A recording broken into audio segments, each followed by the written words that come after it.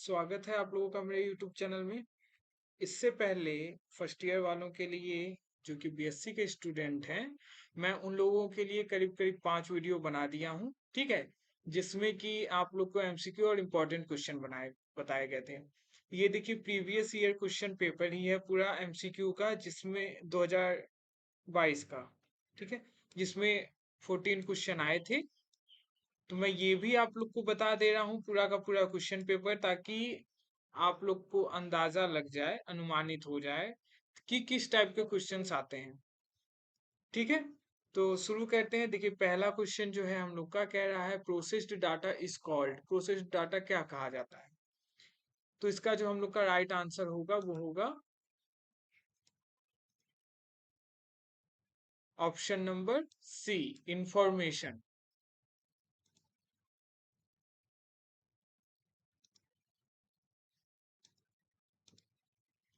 Option number C हम लोग का राइट ऑप्शन होगा। देखिए, when data goes through a transformation or processing, it becomes meaningful and useful. This information data is known as information. ठीक है, जो transformation data है ये, उसी को हम लोग क्या कहते हैं? इंफॉर्मेशन कहते हैं। ठीक है, तो processed data is called information. Second question देखिए, DBMS is a collection of inter related data. ठीक है, इंटर रिलेटेड डाटा होता है जो डीबीएमएस होता है। DBMS is a collection of inter related data that enable users to create and maintain a database. Question number third, the one guideline to be followed while designing the database is option number B, it should avoid the redundancy. अगला question देखते हैं, question number 4। Fourth number question कह रहा है कि fourth number question कह रहा है blank is a preferred method for enforcing data integrity। ठीक है, तो यहाँ पे होगा constants। ऑप्शन नंबर ए,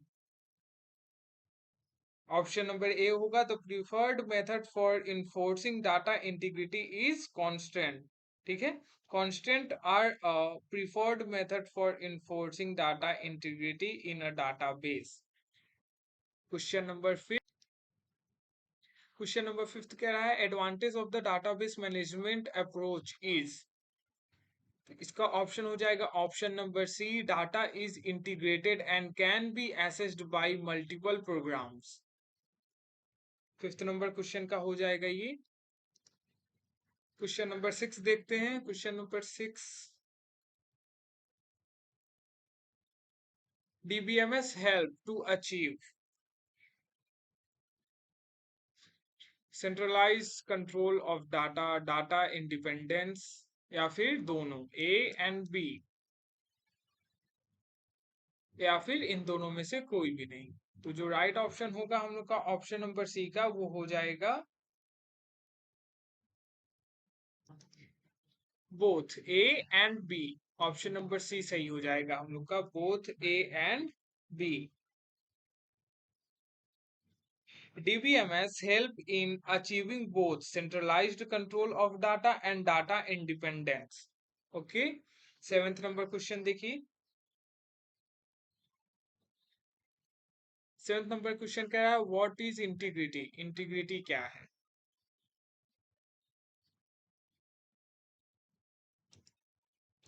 तो व्हाट इज इंटीग्रिटी, तो देखिए integrity is the data content in a database that is accurate and consistent। Option number B, 7 number question का जो है वो राइट आंसर हो जाएगा हम लोग का। क्वेश्चन नंबर 8 कह रहा है कि group of information in DBMS is called. जो इंफॉर्मेशन होता है डीबीएमएस में, ग्रुप ऑफ इंफॉर्मेशन, उसको क्या कहते हैं हम लोग? ठीक है, इंटीग्रिटी, कॉन्क्यूरेंसी, या फिर नॉलेज, या नॉन ऑफ द अबव। तो इसका राइट आंसर होगा हम लोग का option number D, none of the above. ठीक है, क्यों? देखिए, the group of information in DBMS is typically referred to as a database. ठीक है, डाटाबेस की तरह, राइदर देन इंटीग्रिटी, कॉन्क्यूरेंसी और नॉलेज। ठीक है, तो ये तीनों नहीं होंगे। अगर डाटाबेस ऑप्शन में होता तो वो राइट ऑप्शन होता हम लोग का। ठीक है, a database is a structured collection of related data that is organised and managed using a DBMS. Okay, अगला क्वेश्चन देखते हैं, क्वेश्चन नंबर 9। क्वेश्चन नंबर 9 कह रहा है,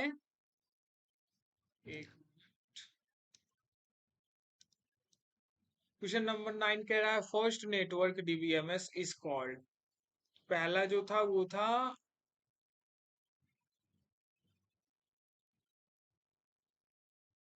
integrated database system,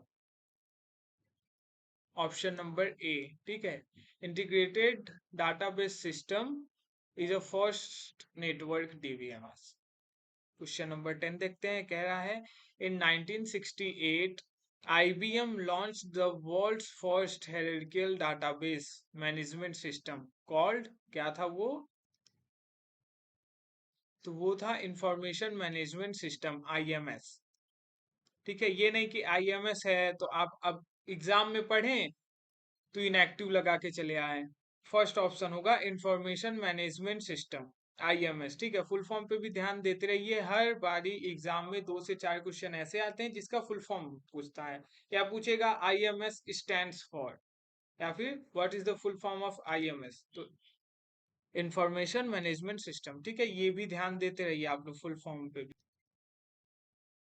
11th number question देखिए, कह रहा है blank means to hide content detail of how data is stored and maintained, data isolation, data integrity, data abstraction, या फिर none of these।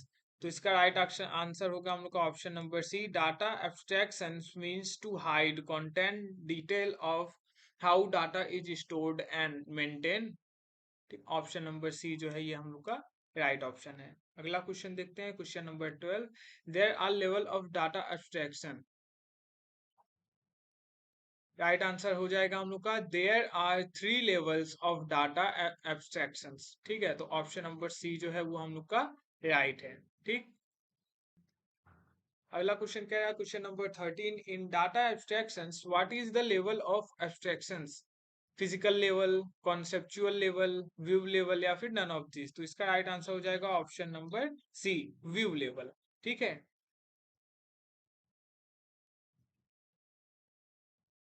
in data abstraction the view level is one of the levels of abstractions। 14 number question देखिए, 14 number question कह रहा है a main purpose of DBMS is to provide space view of the user। इसका right answer होगा partial. ठीक है, option number C, 14 number question, a main purpose of DBMS is to provide partial view of the user. अगला question देखते हैं, question number 15।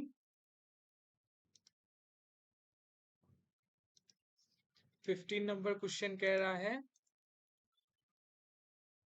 a blank space is a property of the entire relation rather than of the individual tuples in which each is unique।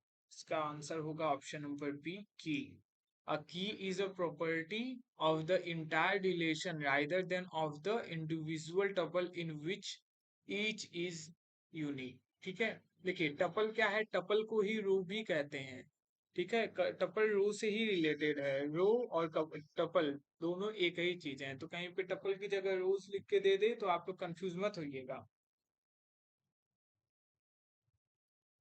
और यहाँ पे जो मैं रोज बोला हूँ वो ROWS वाला है। ठीक है, 16 नंबर क्वेश्चन का है which one of the following attributes can be taken as a primary key. Primary key में आईडी जो है वो प्राइमरी की तरफ वर्क करता है। ठीक है, which of the following attribute can be taken as a primary key, तो हम लोग आईडी को जो है वो प्राइमरी की तरह लेते हैं। ठीक है, तो ऑप्शन नंबर सी जो है वो राइट ऑप्शन हो जाएगा। ठीक है, 17 number question, N attribute in a relation is a foreign key if the blank key from one relation is used as an attribute in that relation. तो क्या होगा यहाँ पे, कैंडिडेट की, सुपर की, प्राइमरी की, या फिर सब की। तो राइट आंसर हम लोग का हो जाएगा प्राइमरी की। An attribute in a relation is a foreign key if the primary key for one relation is used as an attribute in that relation। मैं आप लोग को बताया था, अगर टेबल है, ठीक है, उस टेबल में हर एक जो भी एंट्रीज हैं वो प्राइमरी की में आ जाएगी, और उसको हम लोग जब दूसरे टेबल में यूज करेंगे तब वो दूसरे टेबल में फॉरेन की का काम करेगा। लेकिन फॉरेन की होने के लिए उसको पहले टेबल में प्राइमरी की होना जरूरी है, ठीक है। इसलिए यहाँ पे जो राइट आंसर है वो हम लोग का हो जाएगा ऑप्शन नंबर बी, प्राइमरी की। ठीक है, दो टेबल हैं तो पहले टेबल में जो एंट्रीज है उसमें अगर वो प्राइमरी की होगा तभी वो दूसरे टेबल में फॉरेन की तरह वर्क करेगी। ठीक, नेक्स्ट क्वेश्चन, क्वेश्चन नंबर 18। देखिए कह रहा है 18 नंबर क्वेश्चन में, which one of the following can not be taken as a primary key. तो आईडी हम लोग अभी अभी देखें कि प्राइमरी की तरह यूज होता है, रजिस्टर नंबर भी प्राइमरी की होता है, डिपार्टमेंट आईडी भी यूज होता है एज अ प्राइमरी की। बच गया स्ट्रीट। तो स्ट्रीट को हम लोग प्राइमरी की तरह यूज नहीं कर सकते हैं। Option number D right option है क्वेश्चन नंबर 18 का। 20 नंबर क्वेश्चन देखिए, 19 नंबर क्वेश्चन यहाँ पे मैं लिखना भूल गया हूँ, आप लोग को कमेंट सेक्शन में वो क्वेश्चन मिल जाएगा। ठीक है, 20 नंबर क्वेश्चन देखिए, the address field of a person should not be part of the primary key since it is likely to be changed। ठीक है, the address field of a person should not be part of the primary key since it is likely to be changed. देखिए ऐसा क्यों हो रहा है, मैं आप लोग को इसका एक्सप्लेनेशन दे दे रहा हूं कि द प्राइमरी की should be a stable and unique identifier for each tuple in a relation. Since the address field is likely to change over time, it is not suitable to be part of the primary key। ठीक है, अगला question देखिए, minimal super की are called, क्या कहा जाता है, तो उसको हम लोग कैंडिडेट की कहते हैं। ठीक है, मिनिमल सुपर की आर कॉल्ड कैंडिडेट की। Next question, question number 22। Question number 22 कह रहा है, एक पेन सेलेक्ट कर लेते हैं। 22, which key is use to make the relation between two tables. देखिए दो टेबलों के बीच में अगर रिलेशन बताना है तो पहले टेबल की में से जो हम लोग की दूसरे टेबल में यूज करते हैं उसको क्या कहते हैं, फॉरेन की। और वही बताता है कि वो दूसरे टेबल में से यूज हो रहा है, यानी फॉरेन की जो है वो यूज होता है दो टेबलों के बीच में रिलेशन बताने के लिए। मैं आप लोग को एक वीडियो में टेबल बना के अच्छे से फॉरेन की के बारे में बताया था। तो पिछला वीडियो अगर आप लोग देखे होंगे मेरा, तो आप लोग को इस चीज का दिक्कत तो नहीं। ठीक है, अगर किसी पहले टेबल में का प्राइमरी की है और दूसरे टेबल में उसको यूज कर रहे हैं तो फॉरेन की कहा जाता है दूसरे वाले टेबल के लिए। और उन दोनों टेबलों के बीच में जो रिलेशनशिप है वो हम लोग को फॉरेन की वजह से ही पता भी चलता है।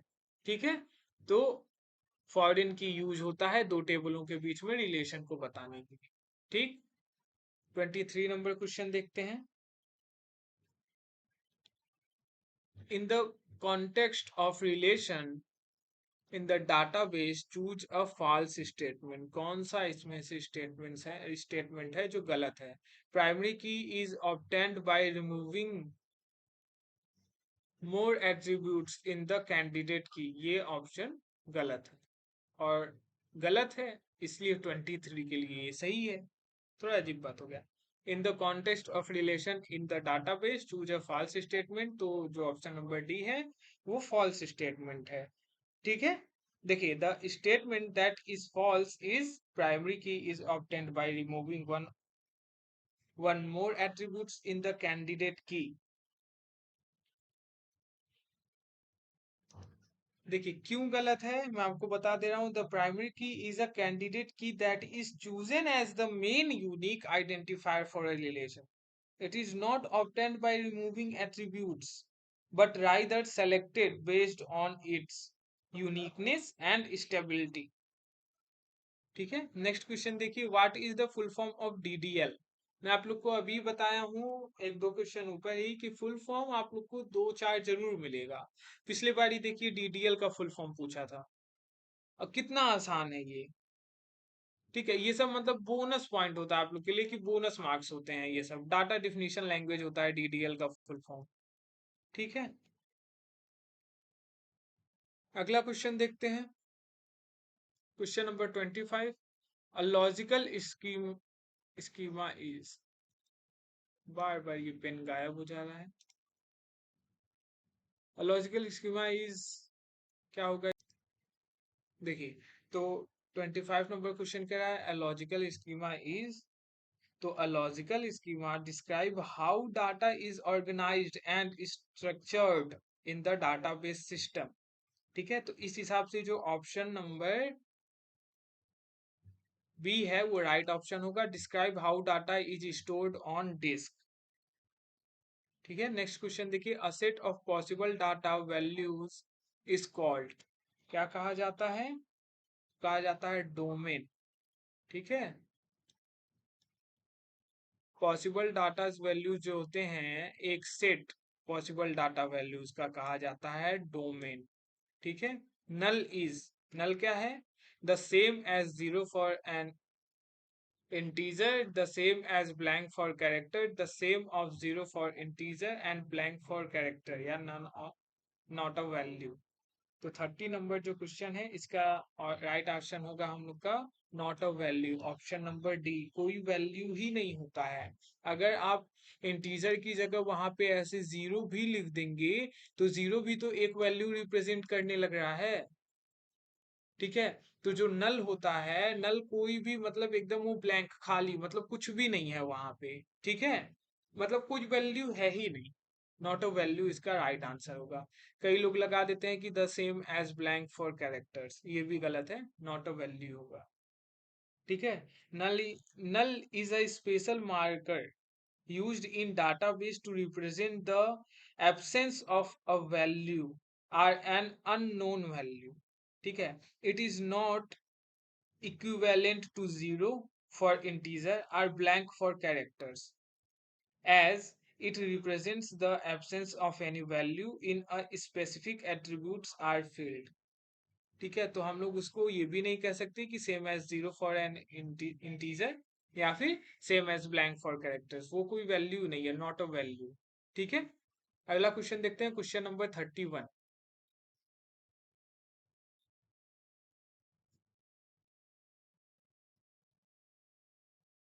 क्वेश्चन नंबर 33 पे आ गए हम लोग। लिखते समय गलती से एक दो क्वेश्चन जो है वो मुझसे मिस हो गया है, तो मैं उसे आप लोग को कमेंट सेक्शन में प्रोवाइड करवा दूंगा, आप लोग परेशान मत होइएगा। ठीक है, क्वेश्चन नंबर 33 है हम लोग का, कह रहा है कि an entity set that does not have sufficient attributes to form a primary key is a weak entity set. ठीक है, तो वीक एंटिटी से कट हो जाएगा। A weak entity set is an entity set that does not have sufficient attributes to form a primary key on its own. ठीक है, it's depends on the existence of a related entity set and release on a partial key। ठीक, तो weak entity set जो होता है वो sufficient नहीं रहता है एट्रीब्यूट्स को फॉर्म करने के लिए प्राइमरी की में। ठीक है, an entity set that does not have sufficient attributes to form a primary key is a weak entity set. अगला देखिए, in hierarchical model record are organised as, तो मैं देखिए इसको भी आप लोग को पिछले वीडियो में हायरार्किकल मॉडल को क्या कहते हैं, ट्री लाइक स्ट्रक्चर हम लोग कह रहे थे वहां पे।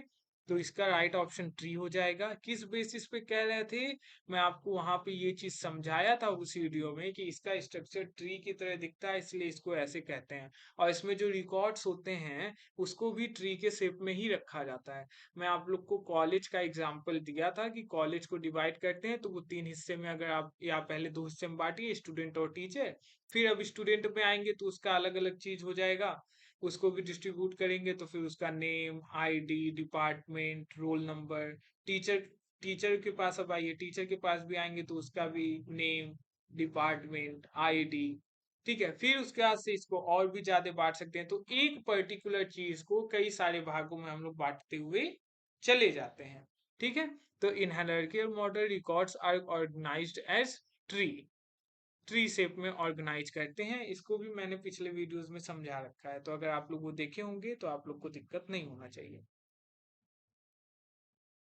क्वेश्चन नंबर 35 देखिए, कह रहा है in an ER diagram attributes are represented by. देखिए, मैं आप लोग को जो इम्पोर्टेंट क्वेश्चन बताया था उसमें सिंबल्स से रिलेटेड एक क्वेश्चन था, उसको आप लोग जरूर पढ़ेंगे। एट्रीब्यूट्स को कैसे किस सिंबल में डिफाइन करते हैं, कीज को किस सिंबल में डिफाइन करते हैं, ठीक है, किस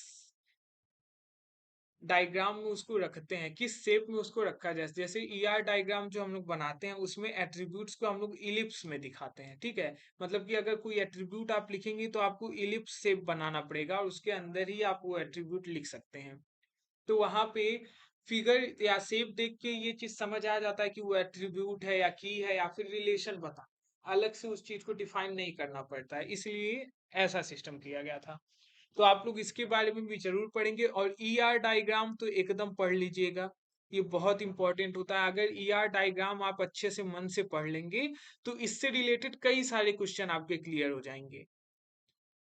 और ER डायग्राम से अगर आप डिटेल में पढ़े हुए हैं तो कम से कम आपको 5 to 7 MCQ मिलेगा ER डायग्राम पे बेस्ड, अगर आप डिटेल में पढ़े हैं तब, ठीक। अगला क्वेश्चन देखते हैं, question number 36। A relation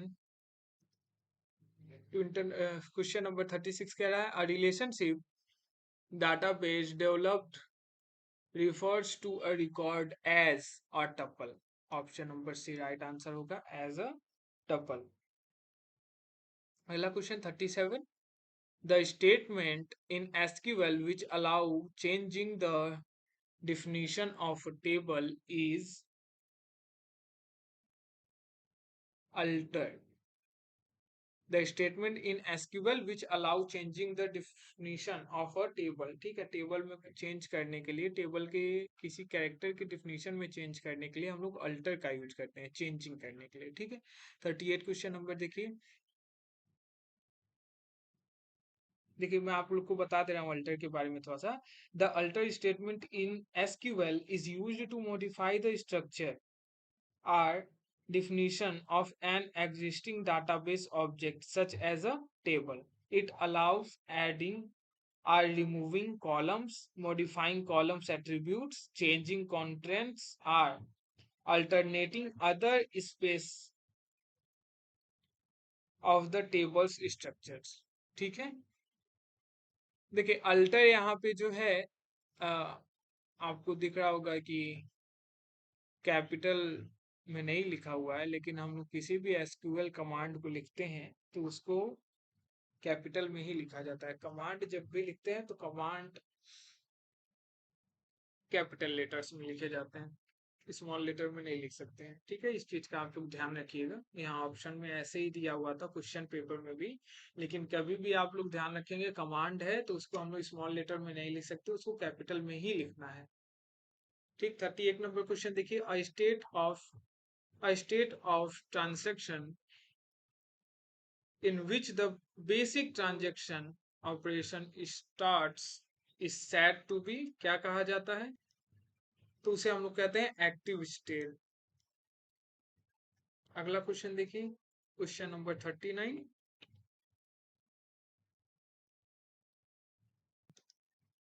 39 number question कह रहा है what is the acid properties of a transaction. मतलब कि इसको यहाँ पे ए किस लिए स्टैंड्स कर रहा है, CINT, ठीक है। तो ये चारों देखिए, ए स्टैंड्स करता है atomicity, C consistency, I isolation and D durability. इस हिसाब से ऑप्शन नंबर बी जो है हम लोग का वो राइट ऑप्शन होगा। देखिए, ए और बी में आइसोलेशन तक तो मैच कर रहा है, लेकिन फिर ड्यूरेबिलिटी और डाटाबेस हो गया है, ठीक है। तो ड्यूरेबिलिटी वाला राइट होगा हम लोग का, ठीक है। देखिए, मैं इंपॉर्टेंट क्वेश्चन में ये भी बताया था कि एसिड के बारे में जरूर पढ़ लीजिएगा, एसिड प्रॉपर्टीज होती है, ठीक है। इससे भी क्वेश्चंस आते हैं, MCQ भी आएगा इससे और इससे, बहुत ज्यादा चांस रहता है रिटन में भी क्वेश्चन आने के लिए। ठीक है, तो इम्पोर्टेंट क्वेश्चन जो मैं आप लोग को 20 बताया था पहले ही वीडियो में, आप लोग ध्यान से जरूर पढ़ें। क्वेश्चन आएगा उसमें से आपको 3 क्वेश्चन आराम से मिल जाएंगे आपके रिटन एग्जामिनेशन में। और अगर आप 20 क्वेश्चन अच्छे से प्रिपेयर कर लेंगे, अच्छे से तैयार कर लेंगे, अभी भी समय है, आप लोग अच्छे से तैयार कर सकते हैं। अगर अच्छे से तैयार कर लेंगे तो आप लोग के एग्जामिनेशन में जो 50% एमसीक्यू क्वेश्चन यानी कि 20 एमसीक्यू क्वेश्चन तो सिर्फ उन क्वेश्चंस में से आपको दिखेगा। ठीक है, तो मेरे बताए हुए हर एक वीडियो में जो भी मैं कहा हूं अच्छे से सुनिए और अच्छे से पढ़ेंगे मैं जो भी बता रहा हूँ। ठीक है, 40 और लास्ट नंबर जो क्वेश्चन है हम लोग का। ठीक है, if a transaction gets aborted, the responsibility of managing it is of recovery scheme। Option number B जो है वो राइट हो जाएगा, रिकवर हो जाता है ना अगर अबॉर्टेड हो जाता है तो। ठीक है, तो इस हिसाब से पिछले साल के जो क्वेश्चन पेपर था उसका 40 एमसीक्यू मैं यहाँ पे बता दिया। एक एक या दो एमसीक्यू जो है वो पेज चेंज होते समय मैं लिखना भूल गया हूँ, तो उसको मैं कमेंट में आपको बता दूंगा। ठीक है, कमेंट सेक्शन में बता दूंगा मैं उसको लिख करके। देखिए, मैं फिर आप लोग को कह रहा हूँ ये एकदम लास्ट वीडियो था।